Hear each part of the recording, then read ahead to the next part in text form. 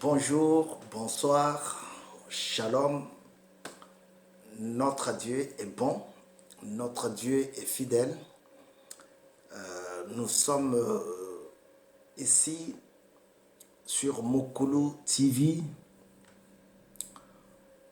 dans votre émission Le parfum de bonne odeur pour Jésus-Christ. Acceptez de recevoir encore une fois nos salutations les plus fraternelles. Que la paix du Seigneur soit avec vous. Nous continuons notre exhortation sur le royaume des cieux. Alléluia. Le royaume des cieux, nous avons vu que c'était un royaume dans lequel les gens vivent paisiblement. Alléluia. Un royaume, c'est un territoire, puisque l'autre fois, on ne l'avait pas défini. Un royaume, c'est un territoire dans lequel, qui est dirigé par un roi. Voilà. C'est pour cela, Hérode, quand il avait entendu qu'un autre roi venait de naître, il a pris une décision de faire périr tous les enfants garçons de moins de 2 ans, pensant que ce roi qui vient pour me remplacer sera dedans et il va mourir. Mais le calcul de Dieu est différent du calcul des hommes. Mais dans ces cas-là, nous allons dire le calcul des hommes est différent du calcul de Dieu. Alléluia. Effectivement, Christ était né selon la prophétie que nous avons lue dans Ésaïe 9 et Ésaïe 53. Qui avait cru à ce qu'on avait annoncé? Un rejeton d'Isaïe, de David.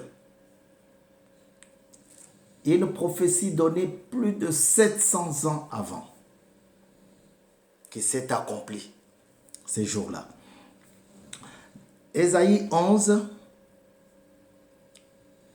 nous allons relire parce que nous sommes en continuité. Nous sommes en train de terminer notre émission de la fois dernière. C'est pour cela que nous allons relire Ésaïe 11 pour comprendre les caractéristiques, les pièces constituantes, la vie paisible qui sera dans ce royaume. Alors, sans plus tarder, je vais lire Ésaïe 11.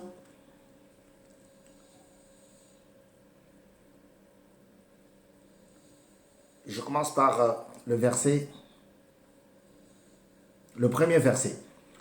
Je vais lire au nom du Seigneur Jésus. Puis un rameau sortira du tronc d'Isaïe. C'est ce que je viens de dire. Et un rejeton naîtra de ses racines.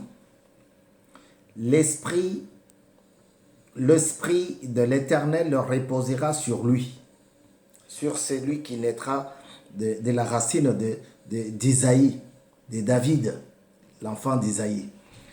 Alors, esprit de conseil et de force, esprit de sagesse et d'intelligence, un esprit de connaissance et de crainte de l'Éternel sera sur ce petit roi qui naîtra. Il ne jugera pas, il respirera la crainte de l'Éternel. Il ne jugera point sur l'apparence. Il ne prononcera point sur un oui-dire. Mais il jugera le pauvre avec équité, droiture. Et il prononcera avec droiture sur le malheureux de la terre. Comme d'une verge. Et du souffle de ses lèvres, il fera mourir le méchant. Verset 5. La justice sera la ceinture de ses flancs, et la fidélité la ceinture de ses reins. Alléluia. Le loup habitera avec l'agneau. Maintenant, nous sommes dans les critères, les pièces constituantes. On nous explique comment ce royaume sera formé, composé.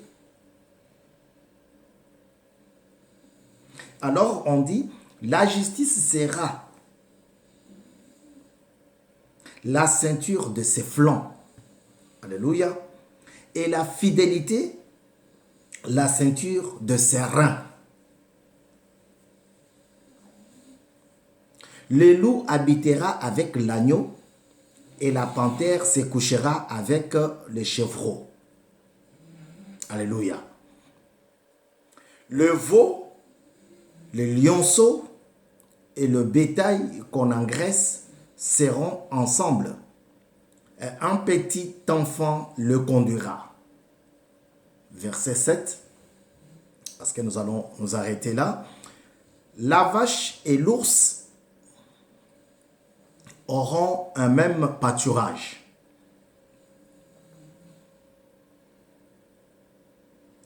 Leurs petits, un même gîte. Et les lions, comme le bœuf, mangera de la paille. Le nourrisson s'abattra sur l'antre de la vipère. Alléluia. Bon, c'est le verset 8. On s'arrête d'abord par là. On dit que dans ce royaume, il ne régnera que la justice, la paix et la droiture. C'est un royaume un peu très différent, même je dois dire, très différent que le royaume que nous vivons sur terre, ici-bas. Le royaume des hommes est éphémère. Parce que Hérode avait pensé tuer Jésus, mais Hérode avait fini.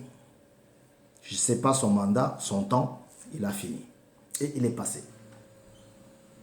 L'autre est arrivé, il est passé. L'autre est arrivé jusqu'à aujourd'hui. Mais le règne qui est dans la maison de l'Éternel ici, dans cette exhortation, le règne que Dieu est en train de révéler ici est un règne éternel. C'est un royaume éternel. C'est un royaume dans lequel tout le monde qui a cru en Dieu, qui a servi l'Éternel, qui a gardé les commandements, aura la possibilité d'y entrer. Alléluia.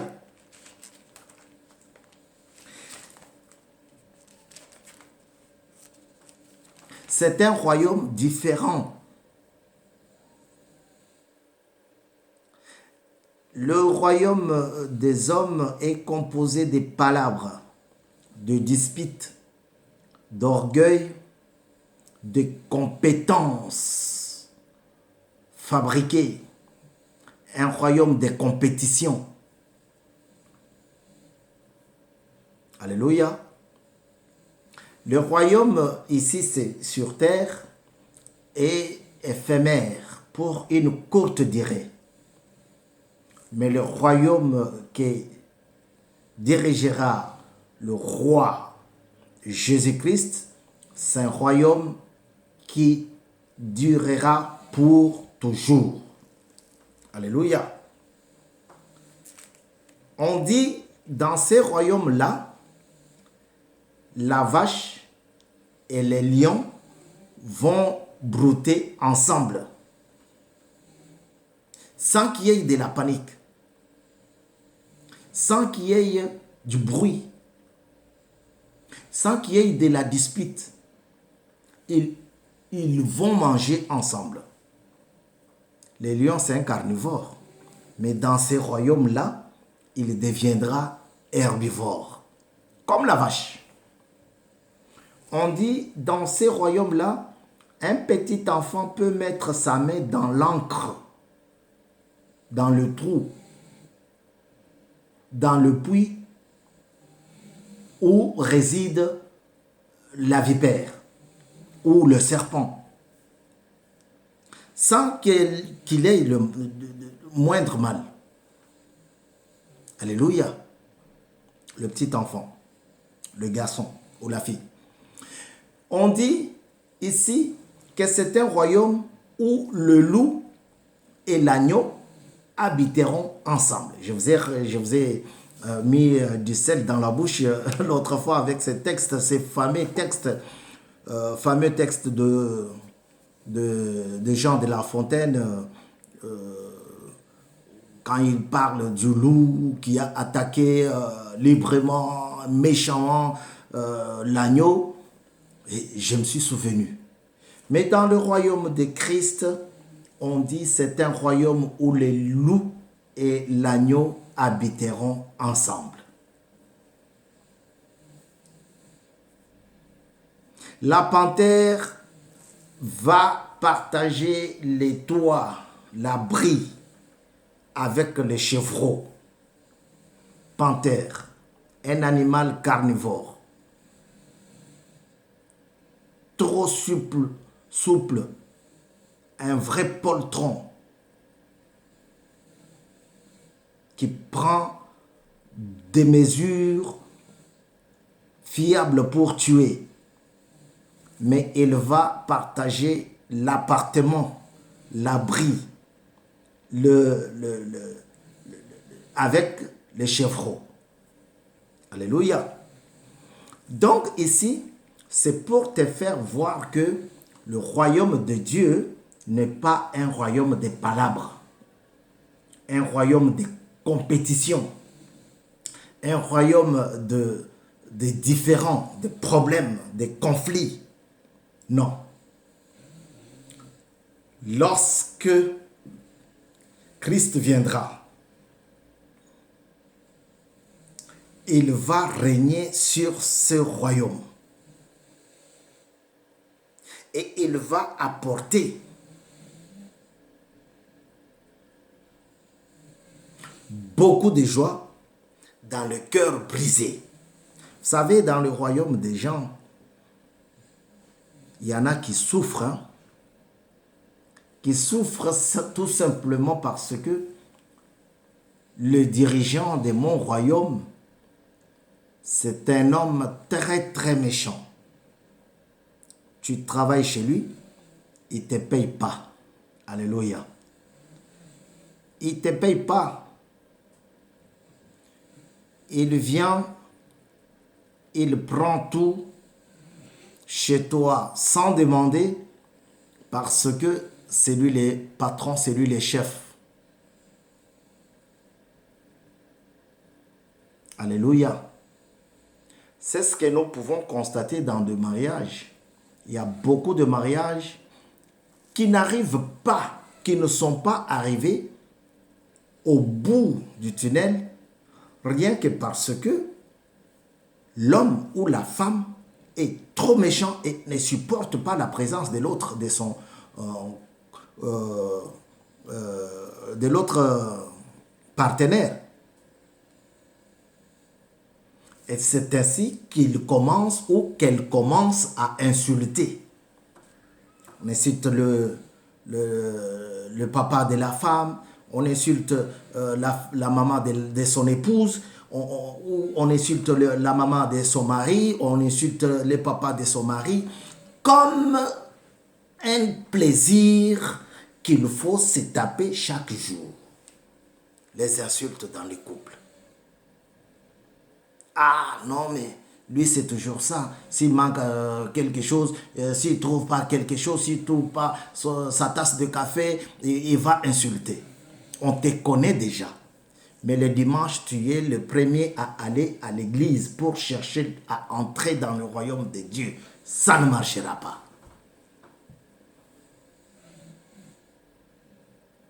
Parce qu'on dit, les gens qui vont rentrer là-bas sont ceux qui ont gardé les commandements, les prescriptions de l'Éternel. Alléluia.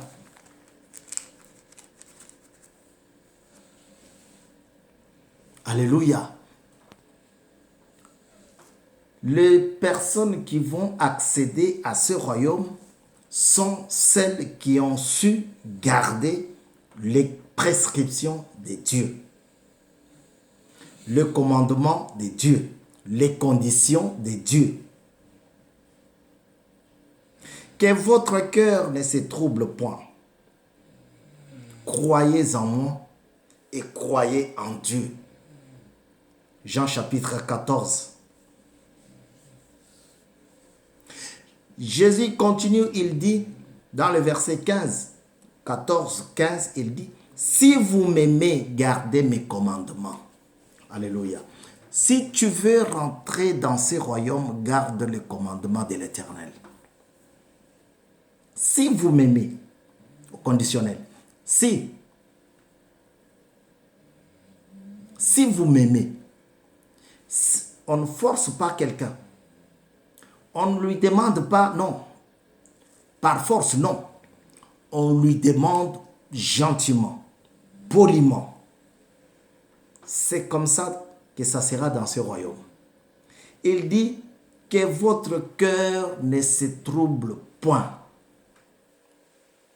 Croyez seulement en Dieu. Et croyez aussi en moi. Alléluia. Il y a plusieurs demeures dans la maison de mon Père. Si cela n'était pas vrai, je n'allais pas vous promettre ça. En fait, c'est ça, en grosso modo. Croyez en Dieu, croyez aussi en moi. Bien-aimés, pourquoi nous ratons, pourquoi nous allons rater l'entrée dans le royaume de Dieu lorsque nous ne croyons pas en Dieu, lorsque nous ne croyons pas en Jésus, lorsque nous ne gardons pas les commandements de l'Éternel, lorsque nous voulons marcher selon notre propre volonté, lorsque nous voulons conduire le royaume selon nous-mêmes, on ne pourra pas accéder, on ne pourra pas marcher, on ne pourra pas rentrer dans le royaume de Dieu. Là où règne la droiture et la justice, là où règne la vérité. Vous avez entendu qu'on dit, celui qui viendra, il sera saint autour de sa taille par une ceinture de vérité. Tu prends la vérité, tu l'entoures, tu l'enveloppes autour de la taille, les hanches, pardon. Alors on dit, dans ces royaumes, il n'y a que la paix qui régnera. Une paix profonde.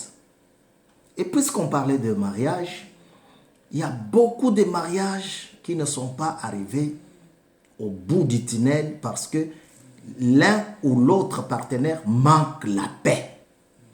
Lorsque la femme rentre dans la maison, lui, il est KO, il dit aïe aïe aïe.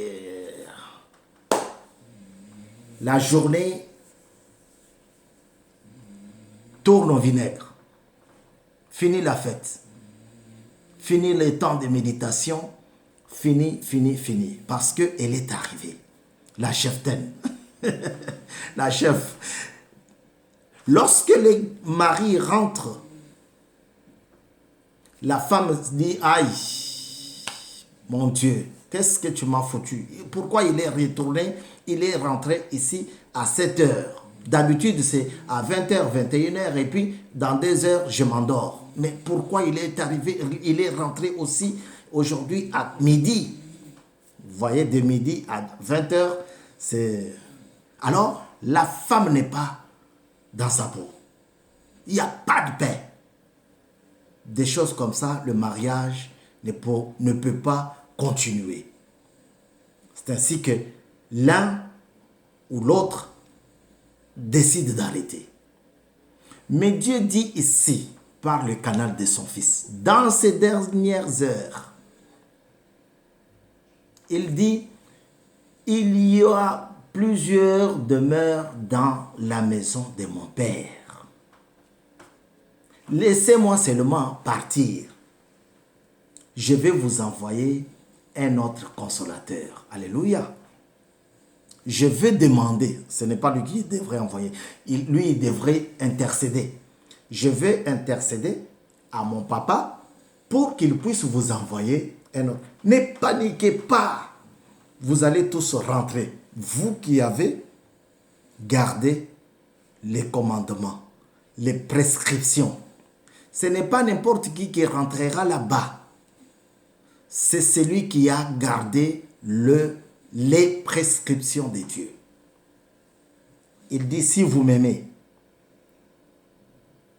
gardez mes commandements. Et moi, je prierai le Père et il vous donnera un autre consolateur. L'Esprit que Dieu va envoyer à son peuple ici, sollicité par Jésus-Christ, c'est un esprit de bonté, un esprit de révélation, un esprit de calme, un esprit de force, un esprit de connaissance parfaite, un esprit... La liste est longue.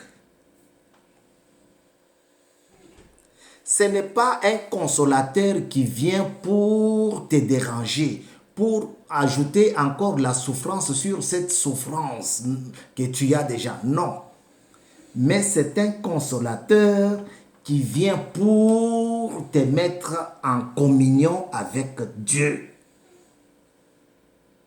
C'est un royaume vraiment calme. Vous êtes sur Mukulu TV.